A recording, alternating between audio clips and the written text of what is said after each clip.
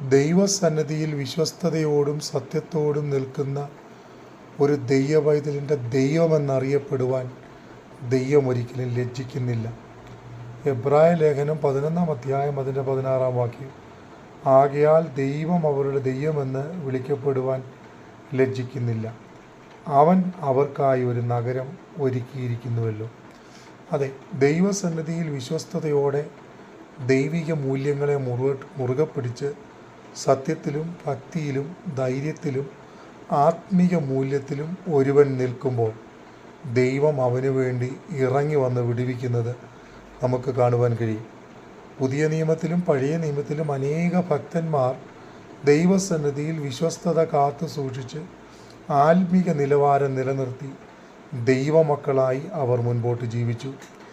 അവർ പ്രതികൂലത്തിൻ്റെ നടുവിൽ അകപ്പെട്ടപ്പോൾ ദൈവം അവരെ കാത്ത് പരിപാലിച്ച് ദൈവിക സംരക്ഷണം അവർക്ക് വേണ്ടി ദൈവം ഒരുക്കിക്കൊടുത്തു.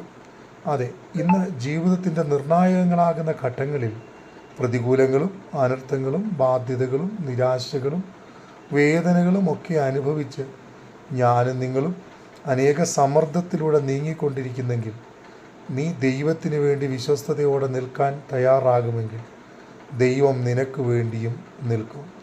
ദൈവവചനം ഇങ്ങനെയാണ് പറയുന്നത്, എന്നെ മാനിക്കുന്നവനെ ഞാൻ മാനിക്കും. അതെ, ദൈവസന്നിധിയിൽ ദൈവത്തെ മാനിക്കാൻ തക്കവണ്ണം നമ്മൾ നിൽക്കുക.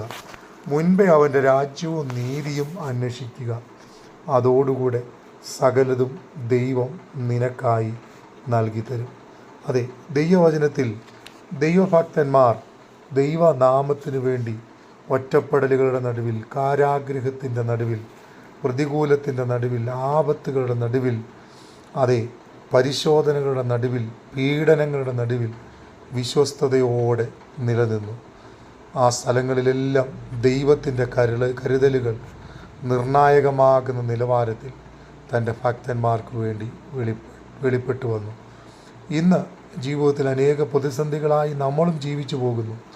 എന്നാൽ പലയിടത്തും ദൈവം നമ്മെക്കുറിച്ച് പ്രതീക്ഷിക്കുന്നത് പോലെ, ആഗ്രഹിക്കുന്നത് പോലെ വിശ്വസ്തത പുലർത്താൻ നമുക്ക് കഴിയാതെ പോകാറുണ്ട്. അതുകൊണ്ട് നാം പിന്നെയും വാടിപ്പോകുന്നു, തളർന്നു പോകുന്നു, ക്ഷീണിച്ചു പോകുന്നു. എന്നാൽ യഹോവയിൽ ശക്തിയും ബലവും ധൈര്യവുമുള്ള ഏവരുമേ ഉറച്ചു നിൽപ്പീൻ.